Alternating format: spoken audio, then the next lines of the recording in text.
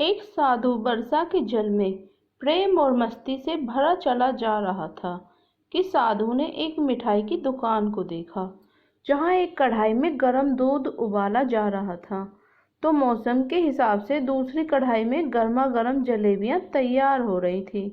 साधु कुछ क्षणों के लिए वहां रुक गया। शायद भूख का एहसास हो रहा था या मौसम का असर था। साधु हलवाई की भट्टी को बड़े गौर से देखने लगा। साधु कुछ खाना चाहता था लेकिन साधु की जेब ही नहीं थी तो पैसे भला कहाँ से होते। साधु कुछ पल भट्टी के से हाथ सेकने के बाद चला ही जाना चाहता था कि नेक दिल हलवाई से रहा न गया और एक प्याला गरम दूध और कुछ जलेबियां साधु को दे दी।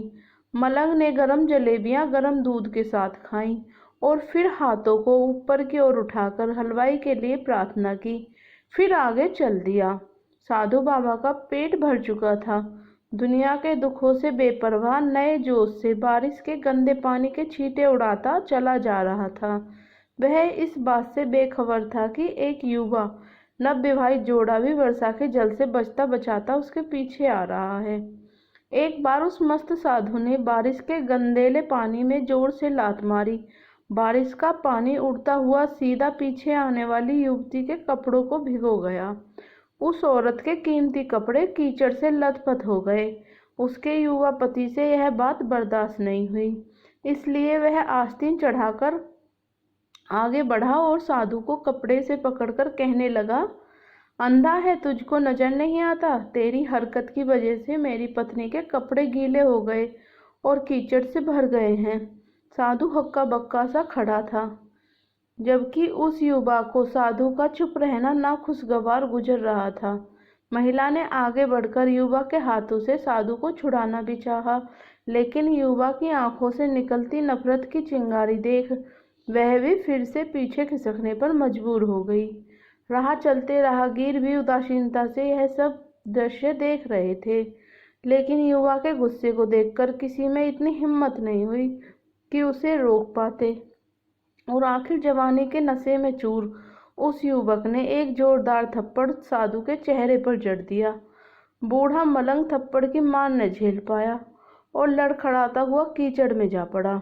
युवक ने जब साधु को नीचे गिरते देखा तो मुस्कुराते हुए वहां से चल दिया।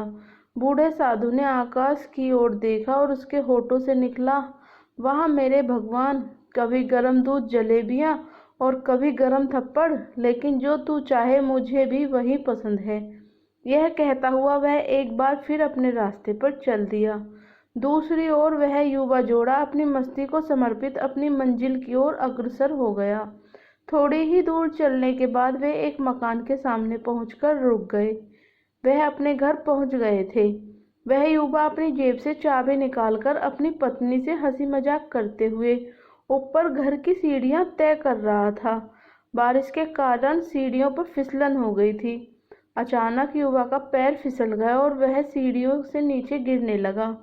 महिला ने बहुत जोर शोर मचाकर लोगों का ध्यान अपने पति की ओर आकर्षित करने लगी, जिसकी वजह से काफी लोग तुरंत सहायता के लिए युवा की ओर लपके, लेकिन देर हो चुकी थी। युवा का सिर फट गया और कुछ ही देर में ज्यादा खून बह जाने के कारण उस नौजवान युवक की मौत हो चुकी थी। कुछ लोगों ने दूर से आते साधु बाबा को देखा तो आपस में कानाफूसी होने लगी कि निश्चित रूप से इस साधु बाबा ने थप्पड़ खाकर युवा को श्राप दिया है, अन्यथा ऐसे नौजवान युवक का केवल सीढ़ियों से गिरकर मर जाना बड़े अचंभे की बात लगती है। कुछ मनचले युवकों ने यह बात सुनकर साधु बाबा को घेर लिया। एक युवा कहने लगा कि आप कैसे भगवान के भक्त हैं जो केवल एक थप्पड़ के कारण युवा को श्राप दे बैठे। भगवान के भक्तों में रोष और गुस्सा बिल्कुल नहीं होता। आप जरा सी असुविधा पर भी धैर्य न रख सके? साधु बाबा कहने लगे, भगवान की सौगंध, मैंने इस युवा को श्राप नहीं दिया। अगर आपने श्राप नहीं दिया तो ऐसे नौजवान युवा सीढ़ियों से गिरकर कैसे मर गया? तब साधु बाबा ने दर्शकों से एक अनोखा सवाल किया कि आप में से कोई इस घटना का चश्मदीद गवाह मौजूद है? एक युवक ने आगे बढ़कर कहा, हाँ, मैं इस सब घटना का चश्मदीद गवाह हूँ। साधु ने अगला सवाल किया, मेरे कदमों से जो कीचड़ उछला था, क्या उसने युवा के कपड़ों को गंदा किया था? युवा बोला, नहीं, लेकिन महिला के कपड़े जरूर खराब हो गए थे।